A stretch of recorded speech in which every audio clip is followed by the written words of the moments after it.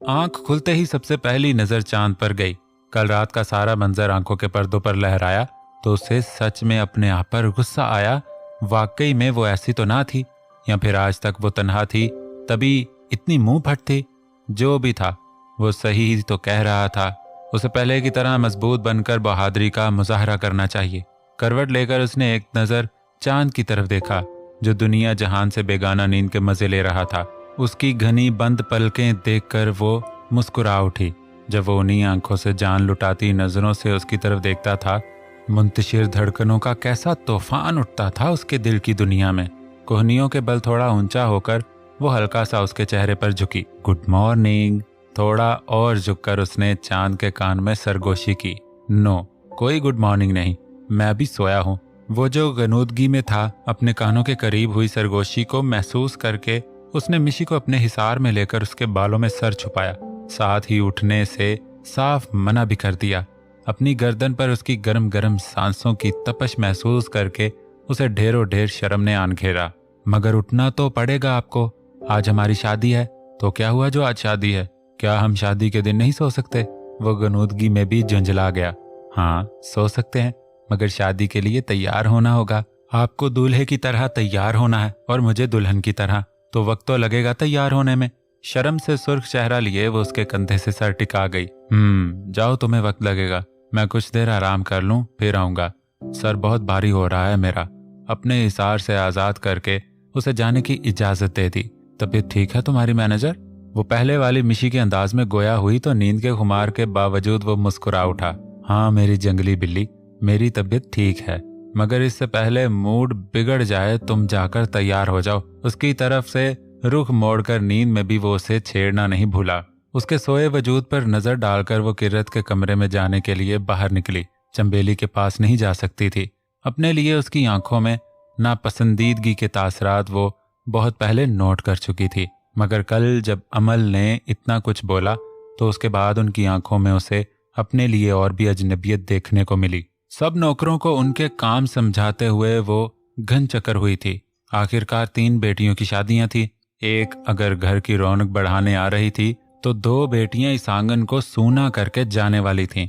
रूप में उन सब की जान बसती थी, ये बात किसी से छुपी ना थी, मगर इन चंद दानों में मिशी भी उनकी जान ही बन गई थी।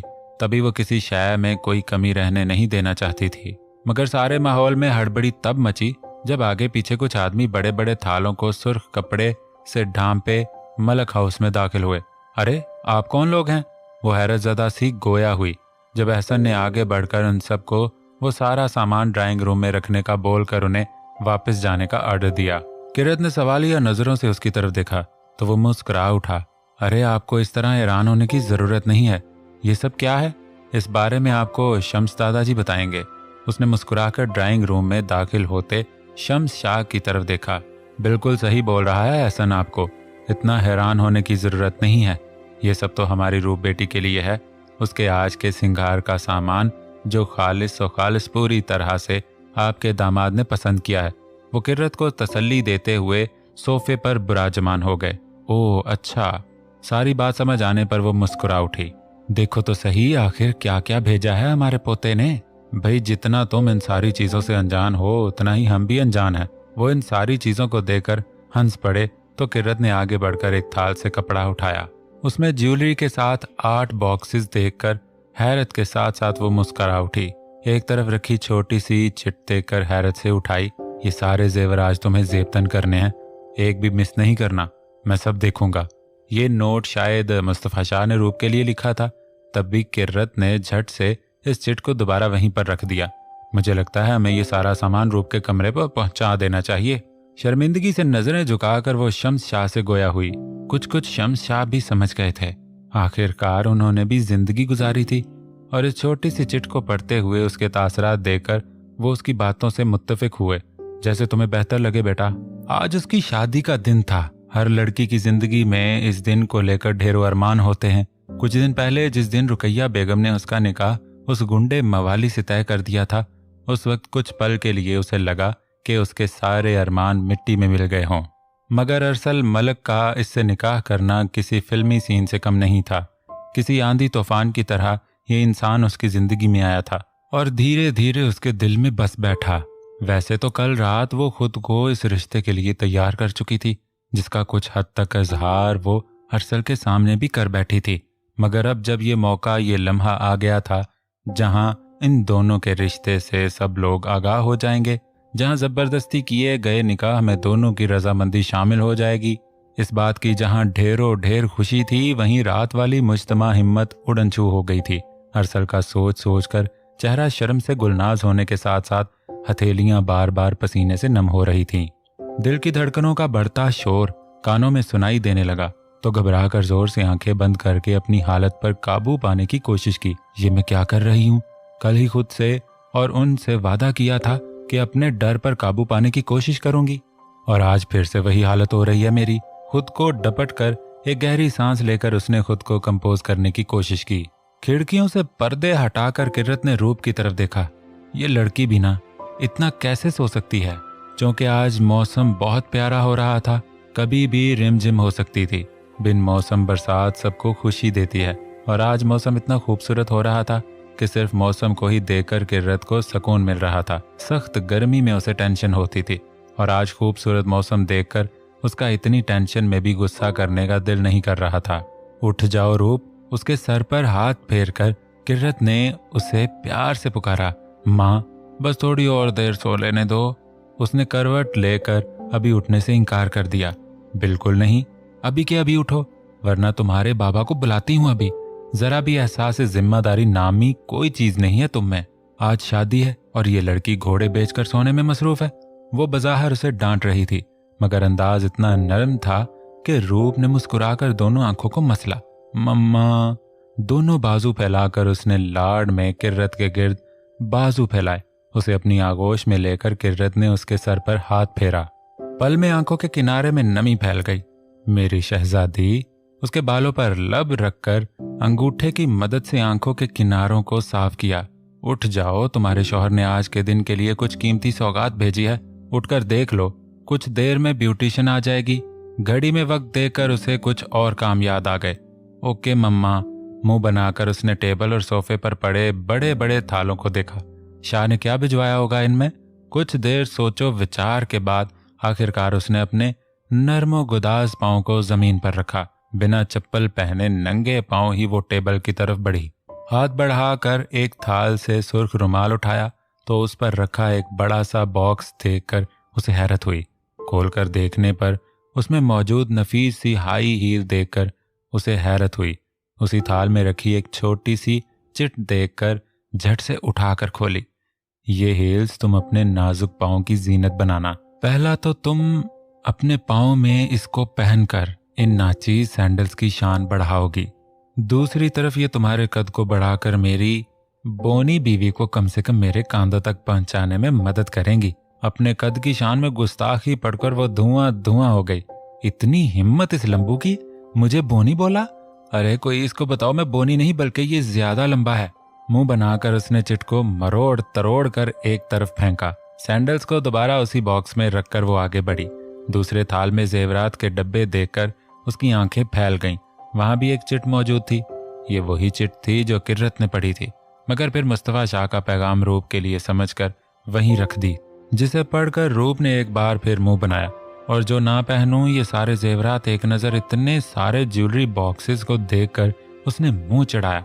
तीसरे थाल में मेकअप का सारा सामान देखकर एक बार फिर उसे हैरत हुई। मैं इतना सारा श्रृंगार कैसे कर सकती हूँ, पागल बंदा। तभी जैसे ही उसने चौथे थाल से रुमाल हटाया, हैरत के जितने भी छोटे छोटे झटके उसे थोड़ी थोड़ी देर पहले लगे थे, ये उन सबसे बड़ा था। इस थाल में वही ड्रेस था जो उसे अपनी शादी के लिए पसंद आया था, मगर वो इतना महंगा था कि उसने ये डिमांड रखती थी कि उसका शौहर उसके लिए ये ड्रेस लाए। और आज जब वो ड्रेस उसके सामने था और उसके लिए ही था तो उसे यकीन नहीं आ रहा था। ऐसा लग रहा था जैसे किसी ख्वाब का मंजर वो हकीकत में देख रही हो। अभी तक तुम फ्रेश भी नहीं हुई रूप? बिना उसके तासरात की तरफ देखे वो मसरूफ से अंदाज में गोया हुई और जल्दी जल्दी आगे बढ़कर उसका बिस्तर समेटने लगी। मगर दूसरी तरफ उसे यूं ही खड़ा देखकर वो सब कुछ छोड़कर उसकी तरफ बढ़ी। क्या हुआ रूप, ऐसे क्यों खड़ी हो? किर्रत ने उसके कांधे से पकड़कर हिलाया। बिना हैरत के समुंदर से बाहर निकले उसने मुंह खोले खोले किर्रत की तरफ रुख मोड़ा। मम्मा ये देखें, उंगली के इशारे से उसने किर्रत की तवज्जो भी उस तरफ दिलाई। जैसी हालत उस ड्रेस को देखकर रूप की हुई थी, किर्रत का हाल भी उससे कुछ अलग ना था, मगर वो कुछ ही देर में खुद को नॉर्मल कर चुकी थी। मुझे ऐसा क्यों लग रहा है मेरी गुड़िया लकी नहीं बल्कि बहुत ज्यादा लकी है, उसने अब भी हैरत ज़दा खड़ी रूप को देखकर छेड़ा। हाँ मम्मा, ये कब कैसे कहाँ खरीद लिया शाह ने? वह हैरत से मिले जुले तासरा से गोया हुई। अब इसका जवाब तो तुम्हें यहाँ से ही मिलेगा। उस ड्रेस पर पड़े कार्ड को उठाकर रूप के हवाले करते हुए वो मुस्कुराकर दोबारा बाहर की सिमत बढ़ गई। उसने हैरत से उस कार्ड को खोलकर देखा। सामने मौजूद तहरीर को पढ़ना शुरू किया ही था, मगर अपने पीछे से उभरती कदमों की चाप पर वो वहीं साकित हो गई।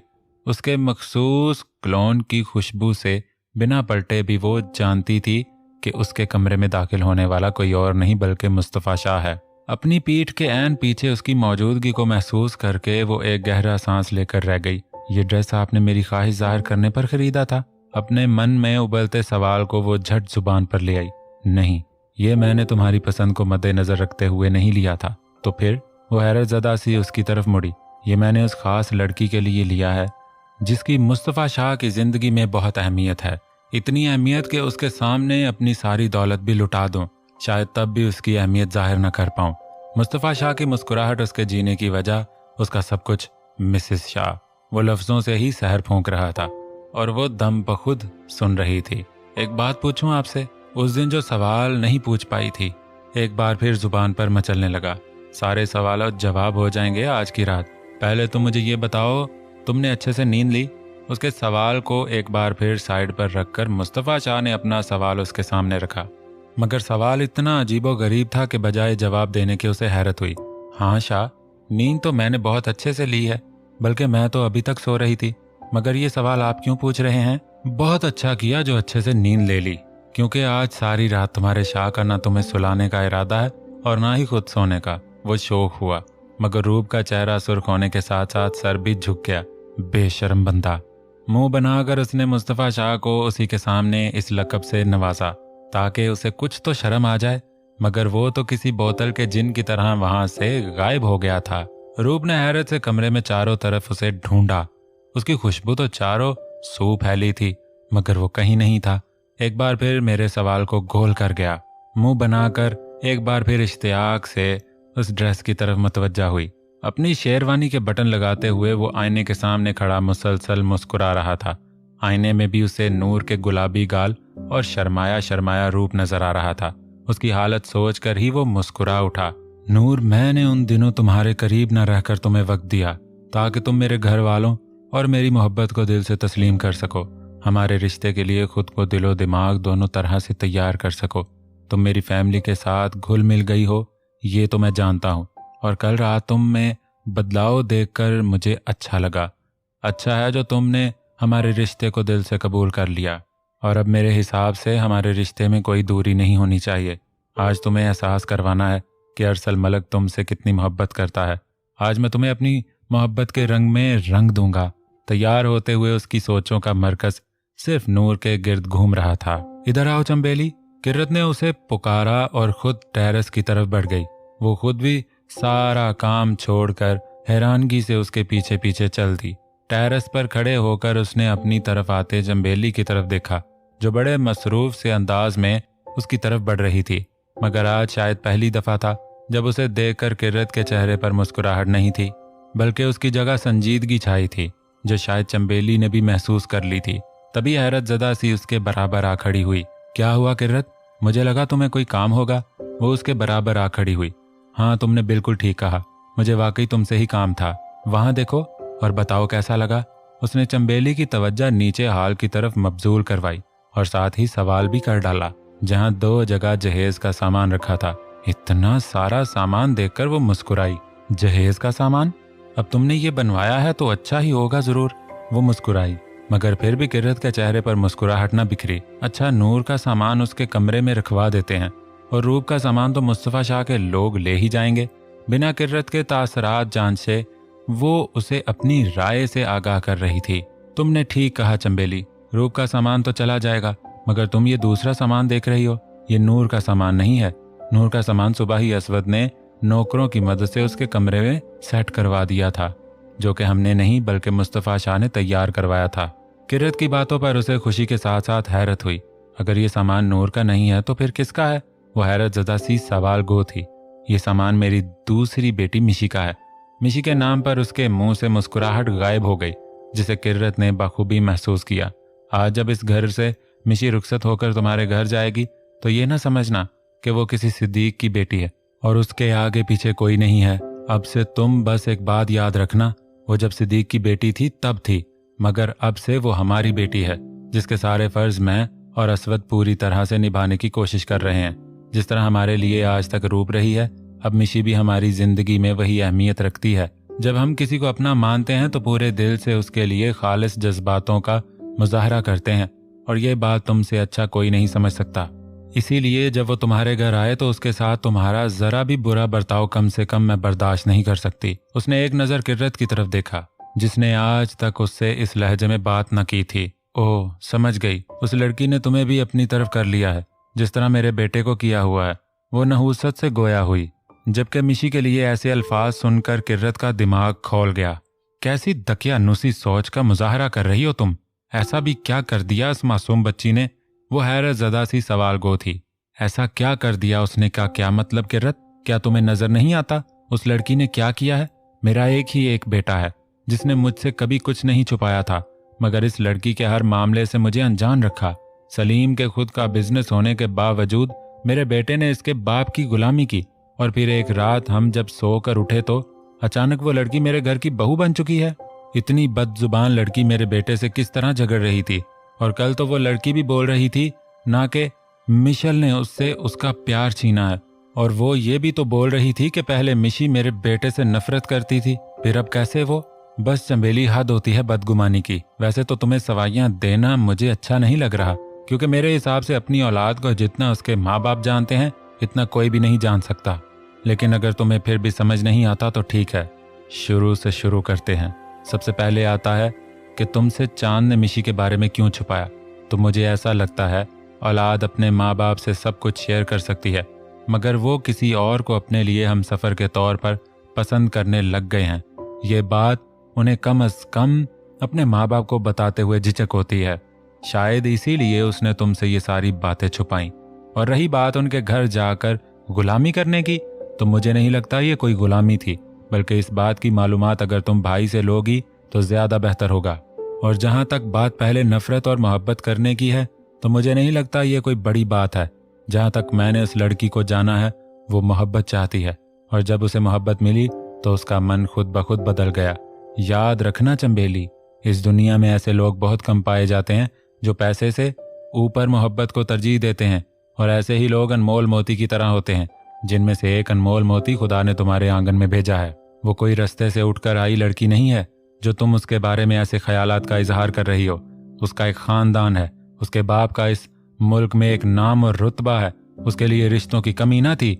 वो हर तरह से खानदानी लड़की है, एक अच्छे घराने से ताल्लुक रखने वाली। उन सब को हटा कर अगर तुम देखो तो उससे बड़ी खासियत यह है कि वो लड़की हमारे चांद की पसंद है।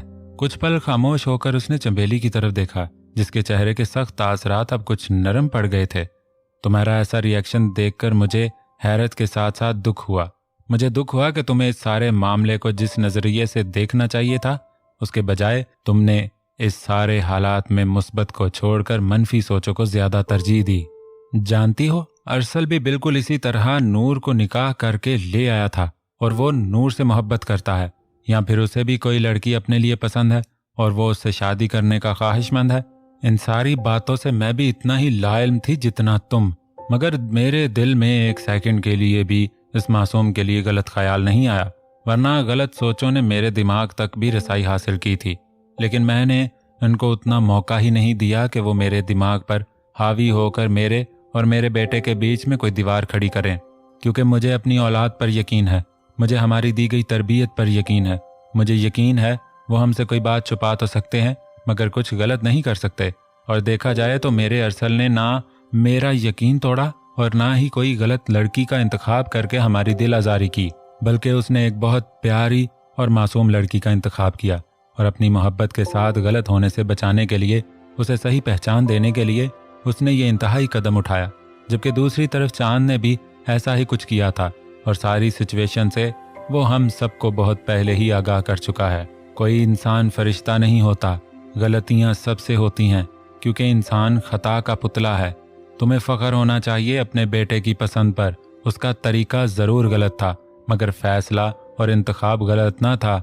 अब सब तुम्हारे हाथ में है, आगे का फैसला मैं तुम पर छोड़ती हूँ।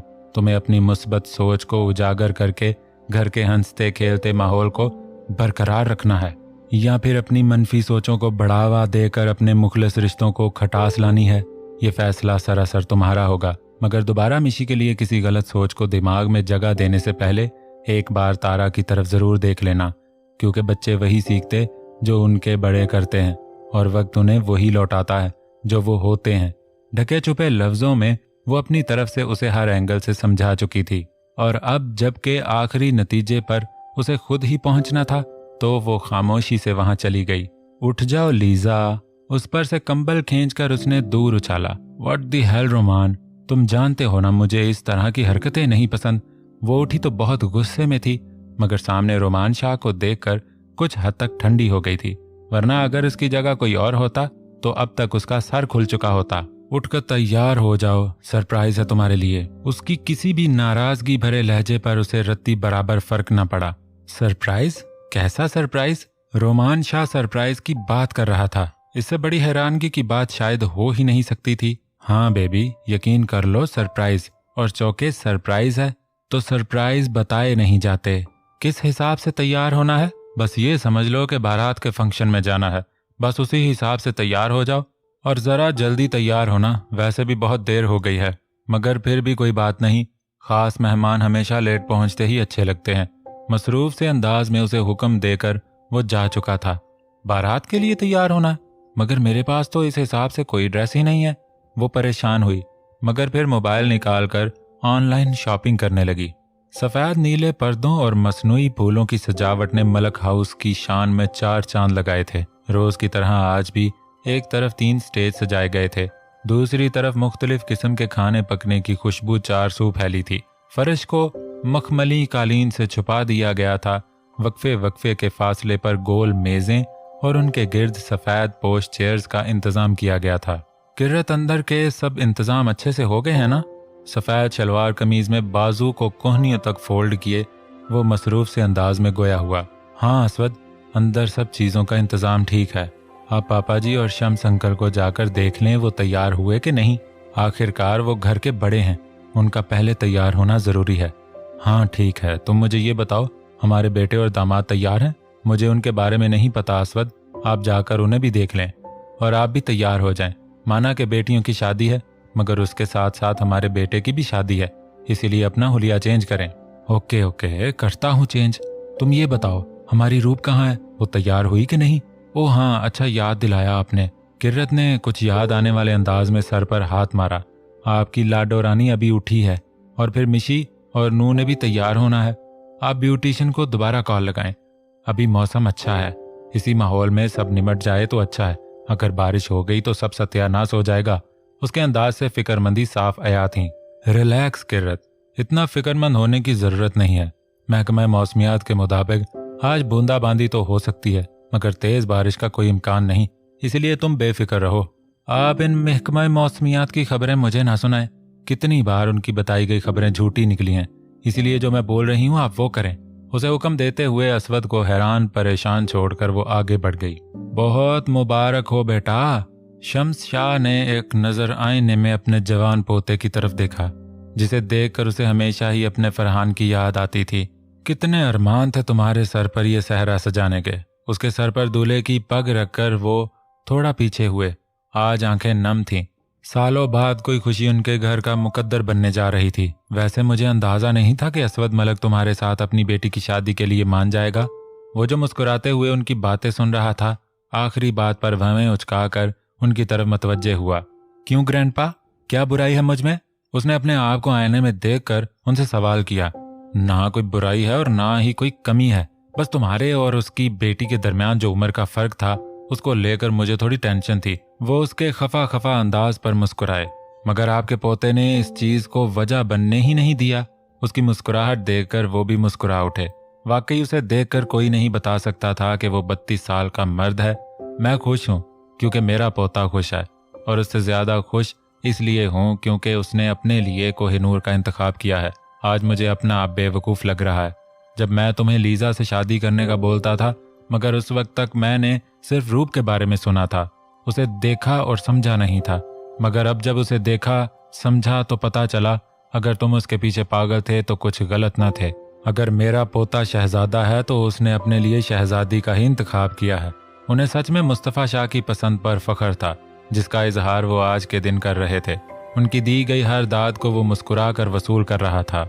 उठो चांद, सलीम ने उसे कड़े तेवरों से घूरते हुए आखिरकार सख्त लहजे में उसे पुकारा, साथ ही कंधे से पकड़कर झंझोड़ भी डाला। आज तुम्हारी शादी है और ये क्या नई फिल्म चला रखी है आज तुमने? अभी तक सो रहे हो? तैयार नहीं हो ना? फंक्शन की सारी तैयारियां हो चुकी हैं। अगर याद ना हो तो मैं याद दिला देता हूँ, आज तुम्हारा और अरसल का दोबारा निकाह भी है। अरसल कब से निकाह के लिए पहुंच गया है और तुम अभी तक सो रहे हो? शर्म आनी चाहिए। उसकी आंखों में अभी भी नींद का खुमार देखकर सलीम ने उसे लताड़ा। बदले में उसने एक नजर मंदी मंदी आंखों से घड़ी की सुइयों की तरफ देखा। वहां 10:30 बजे देखकर वाकई उसकी नींदें उड़न छू हो गई। वो इतनी देर सोता रहा, वो भी अपनी ही शादी के दिन पर। ये सोचकर ही शर्मिंदगी होने लगी। सॉरी डैड, मैं अभी आता हूँ फ्रेश होकर। छलांग लगाकर बेड से उतरते ही वो वॉशरूम में घुस गया। तुम्हारी शेरवानी रेडी कर दी है और बाकी सारी चीजें भी रेडी हैं, तैयार हो जाना। मैं तुम्हारे पास तारा को भेजता हूँ, वो तुम्हारी मदद कर देगी, और अब देर मत करना। उसके वॉशरूम में जाने के बाद भी वो बाहर से ही उसे सब समझा कर बाहर चला गया। माँ चलें जल्दी करें, देर हो जाएगी। किरत आंटी फिर से हमें डांटेंगी कि आज फिर हम मेहमानों की तरह आए हैं। हाँ बेटा, बस अभी आई। रानी ने कमरे के अंदर से ही हाँक लगाई। कुछ देर बाद वो तैयार होकर बाहर आई। बड़ी सी चादर कांधों के गिर्द लपेटकर उसने अरहम के साथ घर के बैरूनी हिस्से की तरफ कदम बढ़ाए। मगर इससे पहले कि वो दोनों घर से बाहर निकलते, रुकैया बेगम की आवाज ने इन दोनों के कदमों को वहीं साकत कर दिया। बहुत अच्छे, दोगले हो तुम दोनों माँ बेटा। वो दोनों ही हैरत से मुड़े। इससे ज्यादा हैरत रुकैया बेगम के मुंह से निकलने वाले लफ्जों से हुई। एक तरफ अपनों की फिक्र करने की बात करते हो, दूसरी तरफ शोहर बाप पूरे हफ्ते से घर नहीं है, कोई फोन कोई अता पता नहीं है। बजाय इसकी फिक्र में घुले, मगर नहीं, इनको क्या फिक्र उसकी। इन दोनों को तो उस मनहूस की शादी में जाना है। नानी हमें बाबा की फिक्र है, और आप भी जानती हैं पापा का जब दिल करता है वो बिना बताए कहीं भी चले जाते हैं। ये कोई नई बात नहीं है, उनका हमेशा से यही मामूल रहा है। हमें उनकी हमेशा ही फिक्र रहती है, और ये बात मुझे नहीं लगता हम में से किसी को साबित करने की जरूरत है। अपनी माँ का झुका सर उसे देखा ना गया तो वो उनके सामने दू बदू बोल उठा। ओ अच्छा, तो फिर जाओ, देर किस बात की कर रहे हो? लेकिन मेरी भी एक बात की गिरा लगा लो, लिख कर दे रही हूँ तुम दोनों माँ बेटा को। इस बार जरूर कोई फिक्र करने वाली बात है, क्योंकि पहले वो जब भी जाता था तुम लोगों को बता कर जाए ना जाए, मगर मुझे जरूर आगाह कर देता था। लेकिन इस बार वो मुझे भी बता कर नहीं गया। इन दोनों को वार्निंग देकर घूरते घूरते वो दोबारा अपने कमरे की तरफ बढ़ गई। रानी ने परेशानी से अरहम की तरफ देखा। माँ, आप परेशान ना हो, जरूर नानी ने ये हमें परेशान करने के लिए बोला होगा ताकि हम नूर की शादी में न जा पाएं। अरहम की तसल्ली पर भी न जाने क्यों उनके दिल को सुकून न आया। लेकिन बेटा, अगर तुम्हारी नानी की बातों में जरा भी सच्चाई हुई तो क्या होगा? उनकी परेशानी हद से सवा हो गई। माँ माँ माँ, आप इतनी फिक्र ना करो, और अगर आपको ऐसा लगता है कि नानी की बातों में कोई सच्चाई है तो आपको तब भी फिक्र करने की जरूरत नहीं है। मैं आज ही कुछ लोगों को डैड के बारे में पता लगाने के लिए बोलता हूँ, और इससे भी पहले मैं उनके ऑफिस और दोस्तों से मालूमात हासिल करने की कोशिश करता हूँ। क्या पता उनमें से किसी को डैड के बारे में मालूम हो। मगर आप फिक्र ना करें, रिलैक्स हो जाएं, स्माइल करें और सारी फिक्रों को एक तरफ रखकर नूर की शादी को एंजॉय करें। बाकी की परेशानियां मुझ पर छोड़ दें। वो हर तरह से अपनी माँ की परेशानी कम करने की कोशिश कर रहा था, और उनके चेहरे पर नरम मुस्कुराहट देखकर वो समझ गया था कि वो अपने काम में कुछ हद तक कामयाब हो चुका है। ओए, मैं तुम्हें क्या कहकर पुकारूं? वो अपने ही कामों में घनचक्कर हुआ था सुबह से, जब एक जानी पहचानी आवाज पर उसकी झुकी नजरें उठी और वहीं साकित हो गईं। सुर्ख रंग की पाँव को छूती अमरीला फ्रॉक के साथ चूड़ीदार पाजामा पहने, बालों को खुला छोड़कर माथों के बीचों बीच छोटा सा मांग टीका लगाकर, आंखों पर मसनूई पलकें, खूबसूरत होंठों को नेचुरल लिपस्टिक से सजाए, गले में नफीस सा नेकलेस और कानों में छोटे छोटे टॉप्स पहने वो शायद आज के फंक्शन के लिए तैयार खड़ी थी। वो जो कल रात खुद को लाख अच्छी बुरी दलीलें देकर उससे दूर रहने के लिए तैयार कर चुका था, अब वो सारे इरादे टूटते नजर आ रहे थे। खूबसूरती से कहीं ज्यादा वो उसकी मासूमियत का दीवाना होता जा रहा था। ओ तेरी, तुम्हारी आंखें इतनी लाल क्यों हो रही हैं? तुम्हारे सर में दर्द है क्या? वो उसकी आंखों को देखकर हैरत ज़दा सी गोया हुई। वो वाकई परेशान थी या फिर यूं ही पूछ रही थी, मगर जो भी था इसको यूं खुद की जात के बारे में सवाल करना उसे अच्छा लगा। नहीं, मुझे कुछ नहीं हुआ। अपनी बेलगाम सोचों को झटक कर वो एक बार फिर खुद पर सर्द मोहरी का खोल चढ़ाने लगा। अगर सर में दर्द नहीं हो रहा तो फिर आंखें क्यों लाल हो रही हैं? वो तारा ही क्या जो बाल की खाल ना निकाल ले, यूं ही सुर्ख हो रही होंगी। उसने जान छुड़वाने की कोशिश की। यूं ही तो आंखें सुर्ख नहीं होती, मेरी तो आज तक नहीं हुई, और ना ही मेरे घर में किसी की यूं ही आंखें सुर्ख होती हैं। उसने लफ्ज यूं ही पर अच्छा खासा जोर दिया। क्या कहना चाहती हो? मैं झूठ बोल रहा हूँ? वो कड़े तेवर लिए पूरी तरह उसकी तरफ मतवज्जा हुआ। क्या मतलब है? तुम्हें अभी तक समझ नहीं आया? ये फूल तुम किसी और को बनाना मैं कहना नहीं चाहती, बल्कि मैं कह रही हूँ तुम झूठ बोल रहे हो। ये आंखें यूं ही लाल नहीं हुई। अगर यूं ही कुछ होता तो एक आंख में होता, दोनों आंखों में यूं ही कुछ नहीं होता। उसने अपनी अकलमंदी झाड़ी तो एहसन ने भी भवें उचकाए। ओ अच्छा, अगर मैं झूठ बोल रहा हूँ तो तुम ही बता दो कि सच क्या है, क्योंकि मेरे हिसाब से तो ये आंखें बिला वजह सुर्ख हुई हैं। लेकिन अगर तुम्हारी नज़र में कोई माकूल वजह है उनके लाल होने की तो प्लीज़ मुझे बताकर मेरे नाक के सल में इजाफा कर दें। वो भी अब पूरी तरह से मैदान में कूद पड़ा था। मुझे बहुत अच्छे तरीके से मालूम है इसके पीछे जरूर वही बात होगी। उसने इधर उधर देखकर आंखें मटकाईं। कौन सी बात? वो हैरान हुआ। ये बातें बताई नहीं जाती, पुलिस पकड़ कर ले जाती है। उसके राज़दाराना अंदाज पर वो इस बार भी हैरान हुए बगैर न रह सका। भला उसकी आंखें सुर्ख होने से पुलिस का क्या ताल्लुक? क्या मतलब? वो एक बार फिर संजीदा हुआ। मतलब तो अब तुम जीजू को समझाना, क्योंकि मैं जान गई हूं ये तुम्हारी आंखें इसलिए सुर्ख हुई हैं क्योंकि तुमने अफीम खाई है। बदले में उसने भी एहसन को कड़े तेवरों से घूरा। व्हाट? अफीम? ये लफ्ज सुनकर ही उसके कान खड़े हो गए। जो आंखें कल रात नींद न लेने के बायस लाल हो रही थीं, अब गुस्से की शिद्दत से लाल हो रही थीं। मगर इससे पहले कि वो कोई जवाबी कार्रवाई करता, वो आफत न जाने कहाँ गुम हो गई थी। तो उम्मीद है दोस्तों आपको ये लंबी एपिसोड पसंद आई होगी। कमेंट्स में रट लगाई हुई थी लंबी एपिसोड दें, लंबी एपिसोड दें। अब देखें लंबी एपिसोड आ गई। अगर इस लंबी एपिसोड पर लंबे लंबे कमेंट्स और ज्यादा लाइक्स ना आए तो फिर छोटी छोटी आनी शुरू हो जाएगी, देख लेना। हाँ, अब मेरी नजरें सब लोगों के कमेंट्स पर होंगी, तो ख्याल कीजिएगा लाइक्स की तादाद भी बढ़नी चाहिए और कमेंट्स की भी। फिर जल्दी नेक्स्ट एपिसोड भी आ जाएगा। तो मिलते हैं नेक्स्ट एपिसोड के साथ। तब तक के लिए करो